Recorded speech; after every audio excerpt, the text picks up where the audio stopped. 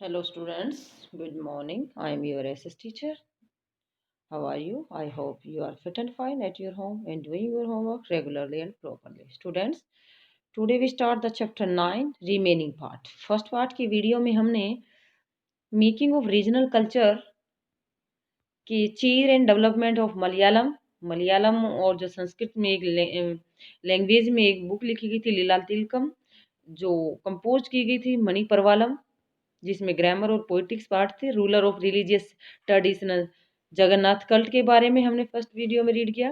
राजपूत और tradition of heroism, राजपूतों के बारे में, उनकी परंपराओं के बारे में हमने रीड किया। Today we start remaining part beyond regional frontiers the story of Kathak. Video को ध्यान से सुनना है एंड समझना है। Okay students, if heroic tradition can be found in different region in the different form, यदि हम शूरवीरता की जो परंपराएं हैं यानी कि शूरवीरों की जो कहानी है उनकी परंपराएं वो अलग अलग एरिया में अलग अलग रूप में पाई जाती हैं, अलग अलग रूप में मिलती हैं। The same is the true of dance. ऐसे ही हम नृत्य के बारे में सच है उसके बारे में यहाँ रीड करना चाहेंगे, नृत्य की सच्चाई के बारे में रीड करना चाहेंगे। Let us look at the history of one dance. यहाँ हम एक किसी नृत्य के एक इतिहास के बारे में पढ़ेंगे, जैसे कि कथक जो डांस है नृत्य, इसके बारे में। Now associate with several part of north India, जिसको नॉर्थ इंडिया के अलग अलग पार्ट्स में यह जुड़ी है, इसकी स्टोरी, कथक की स्टोरी जुड़ी हुई है। The term Kathak is derived from कथा। जो कथा शब्द है, कथक शब्द है, वो कथा शब्द से निकला है। कथक जो डांस है वो किस वर्ड से है? कथा से निकला है।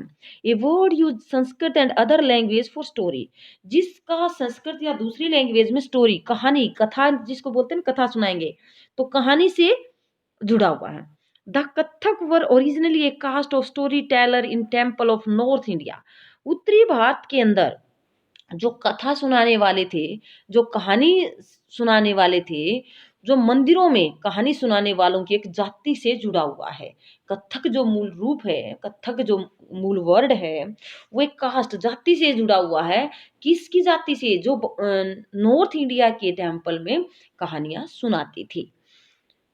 वो embellished their performance with gesture and song, वो अपने हाव भाव या संगीत से कहानियां लोगों को सुनाते थे। संगीत के माध्यम से किसी स्टोरी को सुनाते थे या अपने हाव भाव से सुनाते थे, गीत के द्वारा सुनाते थे।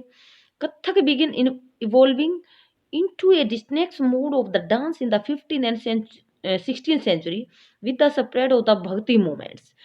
ये जो कथक है ये नृत्य के रूप में 15th-16th सेंचुरी के अंदर जो भक्ति मूवमेंट है, भक्ति आंदोलन के प्रसार के साथ ही कथक एक नृत्य शैली का रूप धारण करने लगा। तो पहले एक स्टोरी होती थी जो लोगों को संगीत के द्वारा, सॉन्ग के द्वारा या हाव भाव के द्वारा बताई जाती, लेकिन धीरे धीरे 15 से 16 सेंचुरी में इसको नृत्य का रूप, जो भक्ति मोमेंट था उसमें इसने भक्ति का रूप, किसका रूप ले लिया था? नृत्य का रूप ले लिया था, डांस का रूप ले लिया था।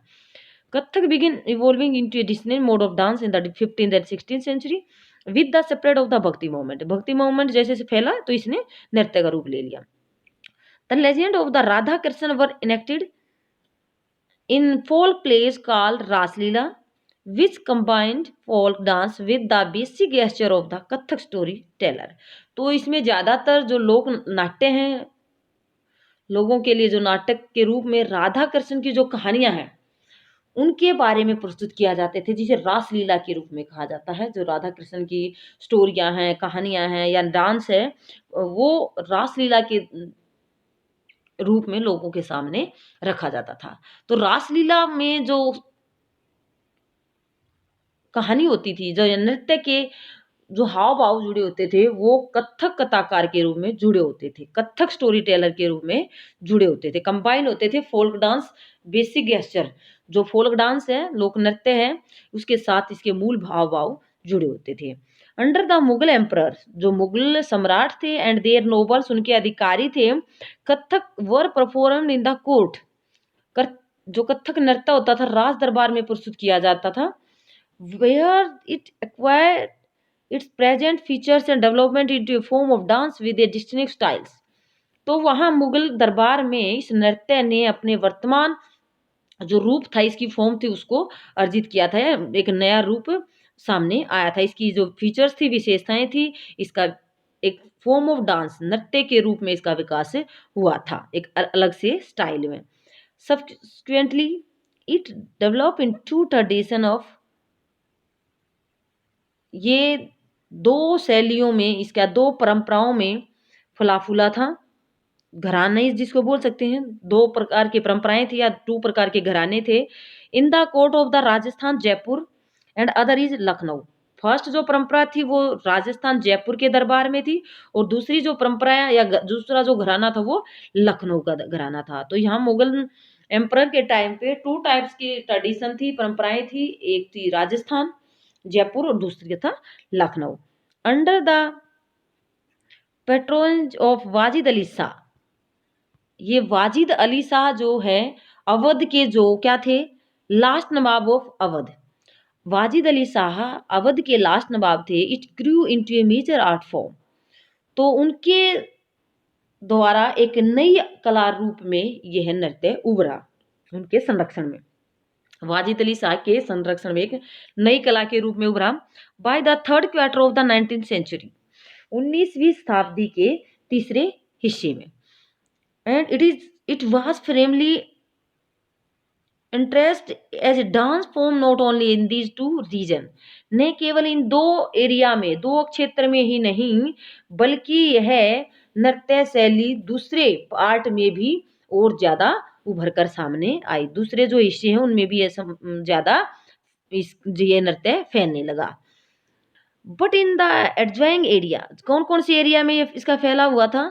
Punjab, Haryana, Jammu and Kashmir, Bihar, Madhya Pradesh, emphasis laid on the intricacies, यानी कि पंजाब, हरियाणा, जम्मू कश्मीर, बिहार, मध्य प्रदेश के आसपास के इलाकों में इसको अच्छी तरह से नृत्य को एक नया रूप स्थापित किया गया था, एक नए रूप में इसको स्वीकार किया गया था। किसको? कथक को। तो एक कथक पहले कथा था, जो मंदिरों में कहानी सुनाने वाले कथा वर्ड से लिया गया था।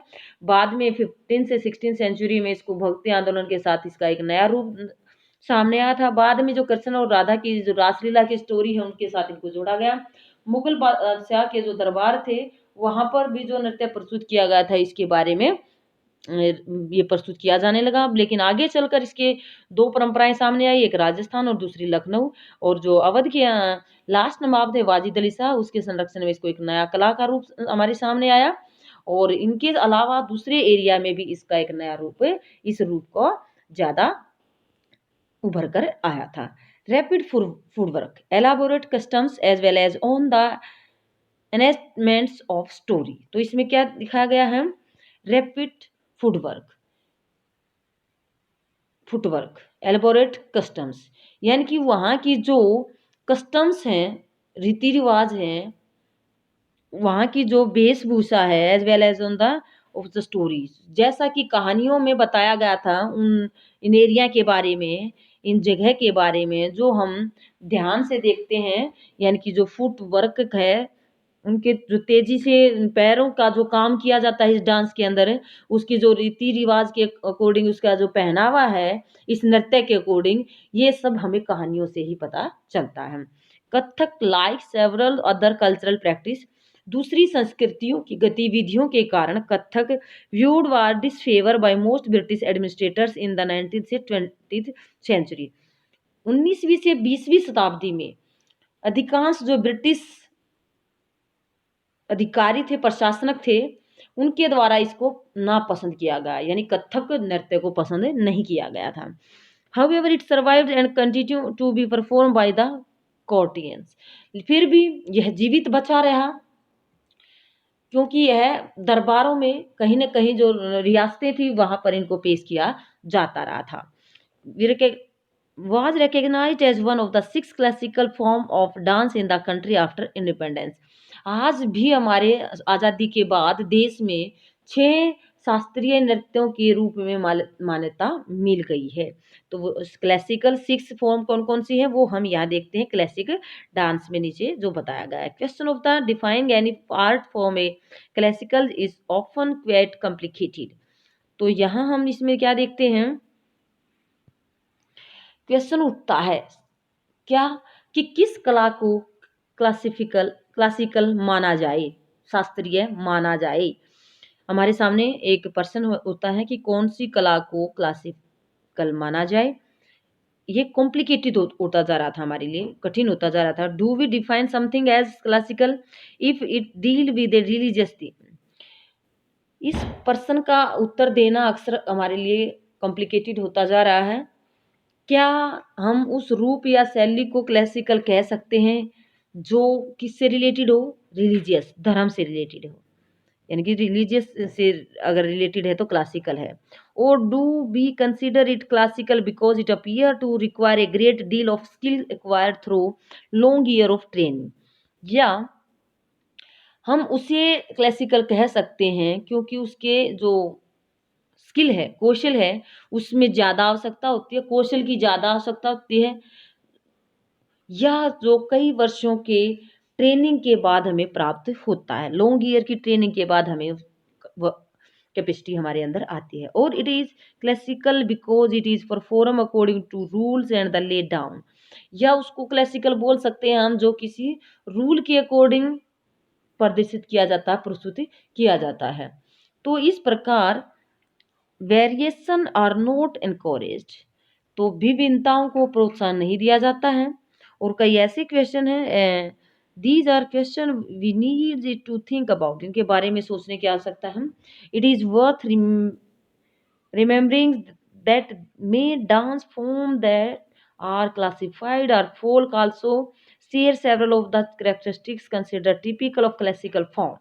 तो इसमें हम क्या बातें, कुछ बातें रिमेम्बरिंग है या स्मरणीय हैं, आज भी स्मरणीय कुछ ऐसी बातें हैं जिन पर हमें विचार करने की आवश्यकता है। कुछ ऐसे डांस फॉर्म हैं जिनको फोल्क डांस, लोक नृत्य के रूप में या श्रेणी में रखा गया है, क्लासिफाई किया गया है फोल्क के रूप में, लोक नृत्य के रूप में। उसके अंदर कुछ कैरेक्टरिस्टिक पाई जाती हैं जो किसकी तरह हैं, क्लासिकल की तरह हैं, शास्त्रीय डांस की तरह हैं। तो इसमें हम show while the use of term classical may suggest that these forms are superior, this need not always be literally true। तो कई क्लासिकल जो विशेषताएं हैं उन कला रूपों की श्रेष्ठता का सूचक हैं, सुपीरियर का सूचक हैं, जो हमेशा शब्द की सही नहीं होता, यानी कि नॉट ऑलवेज ट्रू, यानी कि लिटरली साहित्यिक रूप से सही नहीं है। जो अदर फॉर्म है, डांस फॉर्म है यहाँ पर रिकग्नाइज की गई हैं क्लासिकल के रूप में आज प्रेजेंट में। भरतनाट्यम तमिलनाडु के रूप में, तमिलनाडु स्टेट में, कथकली केरला के अंदर, ओडिसी ओडिशा के अंदर, कुचिपुड़ी आंध्र प्रदेश के अंदर और मणिपुरी मणिपुर के अंदर, ये वहाँ के क्लासिकल डांस के रूप में उनको क्या मिली है, रिकग्नाइजेशन, मान्यता मिली हुई है। Okay students, painting for patterns the tradition of miniature. तो इसमें क्या है, पेंटिंग बनाना, पेंटिंग करना, या मिनिएचर होता छोटी लघु चित्र की परंपरा। पैटर्न होते हैं संरक्षण, जो किसी का प्रोटेक्शन करते हैं, उनकी पेंटिंग बनाना। और जो परंपरा है, ट्रेडिशन है मिनिएचर लघु चित्रों की, उसके बारे में हम यहाँ रीड करेंगे। Another tradition that develops in the different wages was that of miniature painting. तो यहाँ जो दूसरी परंपरा है वो डेवलप हुई थी अनेक दूसरे तरीकों से, अलग अलग तरीकों से, मिनिएचर पेंटिंग की, जो लघु चित्रों की पेंटिंग है उसकी परंपरा। लघु चित्र पेंटिंग की परंपरा अलग अलग तरीकों से डेवलप हुई थी। Miniature as their very name suggest, जो उसके नाम से ही पता चलता, स्मॉल साइज पेंटिंग, छोटे आकार की पेंटिंग, चित्रकारी, generally done in water colour on cloth और पेपर, जो आमतौर पर जल रंगों से कपड़े या कागज पर बनाई जाती हैं। मिनिएचर कपड़े या कागज पर बनाई जाती हैं। Earliest miniatures were on palm leaves और वुड। पहले ये चित्रकारी पाम वुड, यानी कि लकड़ी के जो पत्ते होते थे, पाम ट्री के पत्ते होते थे उन पर, या जो लकड़ी की तख्ती होती थी उन पर बनाया जाता था। Some of the most beautiful of these found in the western India. इनमें से जो सबसे सुंदर चित्र थे वो हमारे वेस्टर्न इंडिया, पश्चिमी भारत में पाए गए। Were use to illustrate Jain text, जिसका प्रयोग जैन ग्रंथों में चित्र बनाने के लिए प्रयोग किया गया है। जो जैन बुद्ध धर्म या जैन धर्म के बारे में जो जैन ग्रंथ हैं उनमें जो चित्र बनाए गए हैं वहां से हमें ये मिला है। मुगल एम्परर अकबर, जहांगीर और शाहजहां। मुगल सम्राट अकबर, जहांगीर और शाहजहां के जो कुछ हाईली स्किल पेंटर थे, बहुत अच्छे कुशल चित्रकार थे, who primarily illustrated manuscripts containing histo- histo- historical account and poetry, यानी कि जो इतिहास और काव्य कविताओं की मैन्युस्क्रिप्ट्स पांडुलिपियां चित्रित करते थे। मुगल बादशाहों के दरबार के जो कुशल चित्रकार थे उनके द्वारा कुछ कविताओं को लिखा गया था या पुराने इतिहास को लिखा गया था पांडुलिपियों में चित्रों के द्वारा, यानी कि मिनिएचर थे जो छोटे चित्रों के द्वारा मैन्युस्क्रिप्ट पांडुलिपियों में दिखाया गया था। हिस्टोरिकल अकाउंट्स, कुछ जो इतिहास के अकाउंट है या कविताएं हैं उनको दिखाया गया है, उनको दर्शाया गया है। These were generally painted in the brilliant colours, इन चित्रकारी के अंदर बहुत ही अच्छे कलर्स का, रंगों का प्रयोग किया गया है। पोर्ट्रेट्स, कोर्ट सीन्स, कई जो दरबार के सीन हैं उनको चित्रित किया गया है, दरबार के सीन को दिखाया गया है। कहीं सीन ऑफ बैटल, लड़ाई के दृश्य दिखाए गए हैं, कहीं पर हंटिंग के दिखाए गए हैं। Other aspects of social life, और कुछ सामाजिक जो लाइफ है उस समय की उनके बारे में चित्र छापे गए हैं। किसके टाइम पे? मुगल रूलर के टाइम पे। They were often exchanged as gifts, were viewed only by an exclusive few, the emperor and his close association। तो इस प्रकार जो चित्र बनाने वाले थे आम तौर पर उपहार के तौर पर इन चित्रों को दिया जाता था।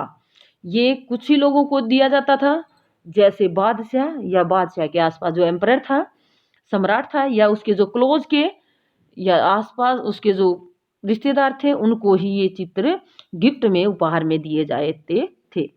With the decline of the Mughal empire, जैसे मुगल साम्राज्य का पतन हुआ, many painter moved out to the court of the emerging regional states. तो वहां से बहुत सारे पेंटर दरबार छोड़कर दूसरे राज्यों में चले गए। तो मुगल एम्परर का डिक्लाइन खत्म होने के बाद अलग अलग एरिया में चले गए थे। As the result Mughal artist taste influenced regional court of the Deccan and Rajput court of Rajasthan. तो ये जो मुगल के दरबार के चित्रकार थे तो उनकी चित्रकारी को साउथ के कुछ दरबारों में या राजस्थान के कुछ राजपूत दरबारों को भी प्रभावित किया था।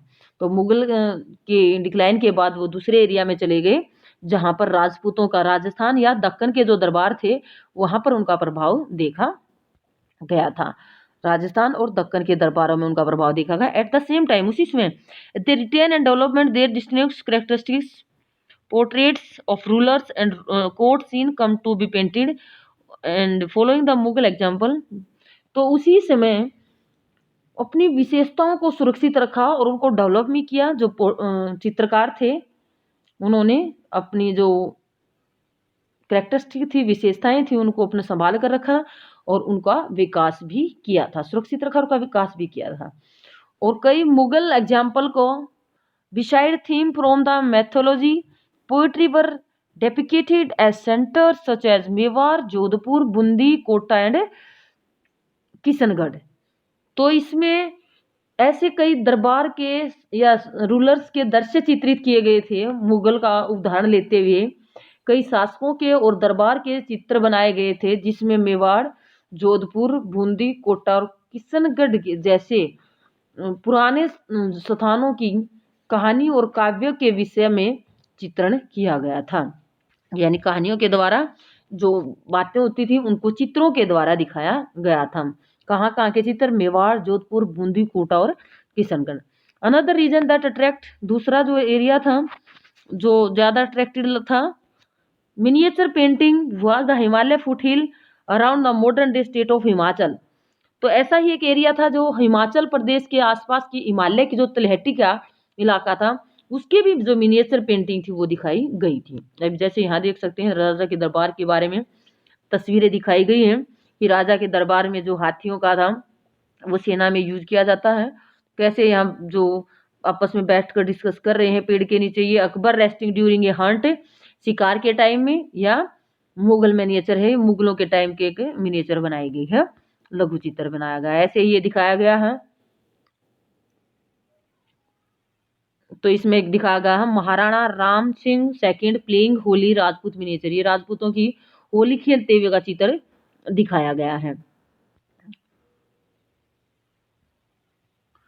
ओके, तो यह भी हमने पढ़ा था कि हिमाचल प्रदेश का जो एरिया है हिमालय की फुट हिल्स के बारे में, उसके भी मिनिएचर बनाए गए हैं। By the late 17th century, 17वीं शताब्दी के लास्ट का जो पार्ट था, रीजन है डेवलप ए बोल्ड और intense style of miniature painting called Basohli, ये नाम है, ये इसकी चित्रकारी को किस नाम से जाना गया था। 17th सेंचुरी के लास्ट के ईयर्स में इस मिनिएचर की जो सबसे अच्छी स्टाइल, यानी कि जो अच्छा स्टाइल था, इंटेंसिव बोल्ड स्टाइल था, उस स्टाइल की या पेंटिंग्स को बसोहली के नाम से जाना गया था, बसोहली की शैली का नाम दिया गया था। मोस्ट पॉपुलर टेक्स्ट, जो सबसे प्रसिद्ध पुस्तक है, to be painted here was Bhanudatta Rasamanjari, क्या थी वो, जो सबसे अच्छी फेमस बुक थी Bhanudatta Rasamanjari. Nadir Shah invention and the conquest of Delhi, Nadir Shah के द्वारा जब आक्रमण किया गया था दिल्ली के ऊपर 1739 में, result in the migration of Mughal artist to the hills escapes uncertainties of the plains. तो 1739 में जब नादिर शाह के द्वारा दिल्ली पर आक्रमण किया गया और दिल्ली को जीत लिया गया, तो उसके बाद जो आर्टिस्ट थे, कलाकार थे, वो प्लेन्स एरिया को छोड़कर, जो प्लेन की अनिश्चितताएं थी उससे बचने के लिए किसकी तरफ माइग्रेशन कर गए थे, हिल्स की तरफ, पहाड़ियों की इलाकों की तरफ पलायन कर गए थे। आर्टिसियन इधर रहने की बजाय हिली एरिया की तरफ चले गए थे, प्लेन्स यानी मैदानी इलाकों की। उन्होंने देखा कि यहाँ तो कोई ना कोई क्या कर रहा है, आक्रमण कर रहा है, तो आक्रमण से अपने आप को बचाव करने के लिए वो हिली एरिया की तरफ चल रही है। अब जैसे ये मिनिएचर दे रखा है यहाँ, ये मिनिएचर है कृष्णा राधा, तो कृष्ण राधा और उसकी जो सखियां हैं उसके बारे में यहाँ एक लघु चित्र बनाया गया कांगड़ा के रूप में। ओके, दे फाउंड रेडी पर patterns which lead to the founding of Kangra school of painting. तो हम देखते हैं अब कांगड़ा पेंटिंग के बारे में, ये कैसे इसका डेवलप हुआ था। रेडी पार्टन संरक्षक के रूप में इसको कांगड़ा स्कूल पेंटिंग विकसित हुई थी। By the mid 18th century, 18th century के मिड के टाइम में, मध्य टाइम में, Kangra artist develop a style which breathed a new spirit into miniature painting. 18th century के मध्य भाग तक कांगड़ा के जो कलाकार थे, कांगड़ा के जो आर्टिस्ट थे, वो एक नई शैली को डेवलप किया था, एक नए स्टाइल को डेवलप किया था, जिसमें लघु चित्रकारी के अंदर एक नई जान भी, न्यू स्पिरिट, एक नई जान भी डाल दी थी। The source of the inspiration was the Vaishnavite tradition, तो जिसमें प्रेरणा का स्रोत माना गया, जिसकी विष्णु धर्म से रिलेटेड परंपराएं को जोड़ा गया था। Soft colour including cool blue and green, soft colour का यूज करते हुए जिसमें ठंडे नीले और हरे रंगों को प्रयोग में किया गया था। Lyrical treatment of themes Kangra painting, तो इस प्रकार के जो नीले और हरे रंगों का प्रयोग करने के बाद इसका जो कांगड़ा पेंटिंग है, इसका एक लिरिकल साहित्यिक रूप से एक नया थीम जोड़ दिया गया, जिसका नाम था कांगड़ा पेंटिंग। यानी कांगड़ा जो पेंटिंग है, इसको एक नया रूप देने के लिए ग्रीन और ब्लू कलर्स का प्रयोग किया गया था, और जिसमें न्यू स्पिरिट्स, जो एक नई आत्मा या नया जीवन डालने की कोशिश की गई थी। Remember that ordinary women's and men's painting as well, जो साधारण औरत और मर्द होते थे वो भी पेंटिंग करते थे।